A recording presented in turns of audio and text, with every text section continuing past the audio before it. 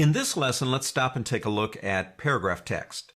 In reality, paragraph text is just like character text. It's words and letters of the alphabet. But when you get enough of those words and letters of the alphabet together into one space, there are certain formatting options you can do to paragraph text. So I am in the paragraph text.psd document in your exercise files, and I am in the typography workspace. Don't forget that. Let's move over the paragraph panel. And let's go ahead and move over the layers panel too.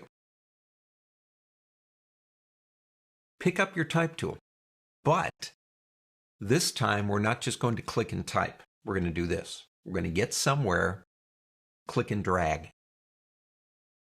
You're defining a type area this way, a type box.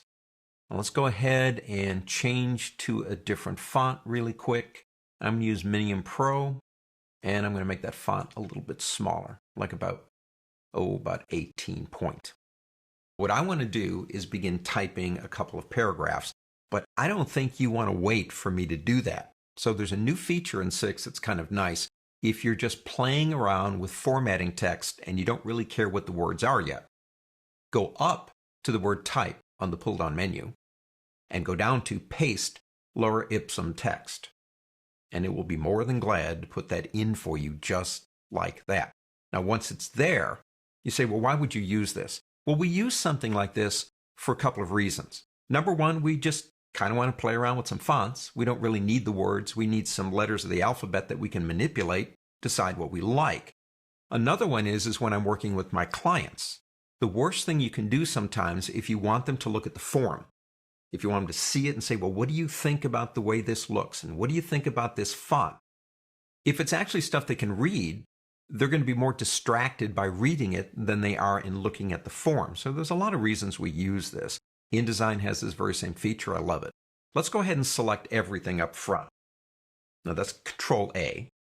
We're going to come back over to the character panel just for a second. And what I'm going to do is I'm going to make that even just a little bit smaller.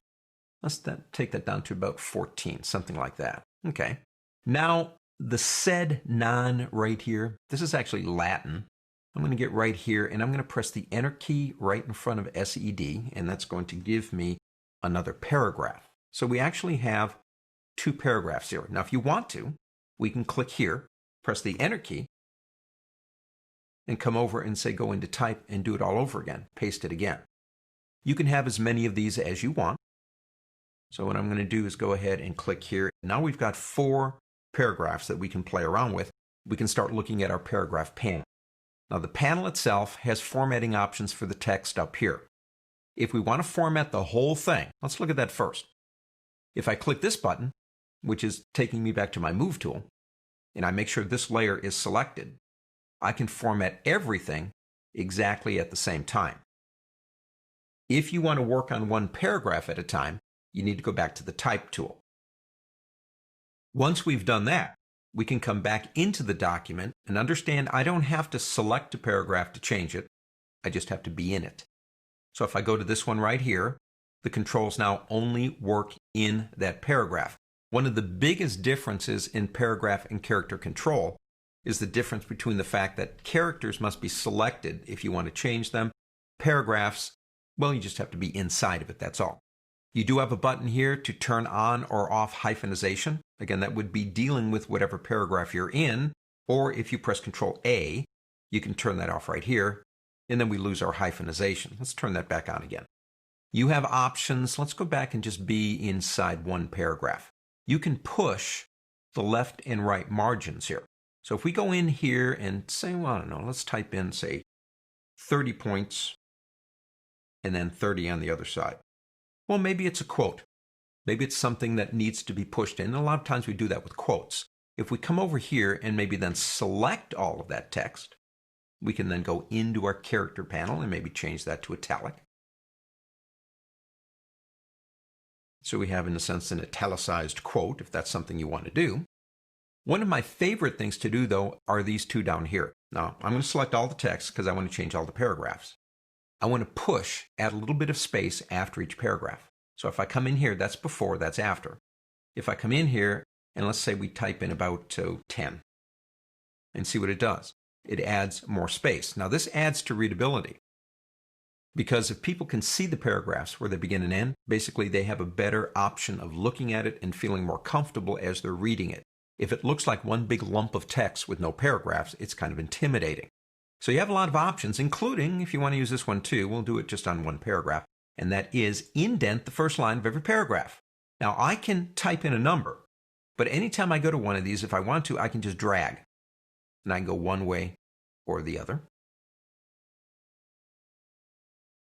As you can see, it's slightly indented. That's another way to tell where a paragraph begins. Paragraph controls control a paragraph. Now there's one more I want to show you. Let me put a quotation mark in front of SED.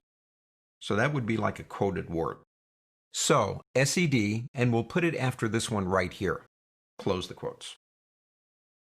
Notice how the quote is inside the border. Now if you come up, we'll leave the cursor inside of that paragraph. If you come up to the word paragraph and click this option right here, you'll notice you have something called a hanging punctuation. A lot of people say, what is that? Well, watch the SED over there when I turn it on.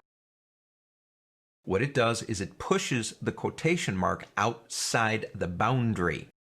That's what that does if you want to do that. So paragraph for paragraphs, characters for characters. You've got full formatting capability in this program for text. On to the next.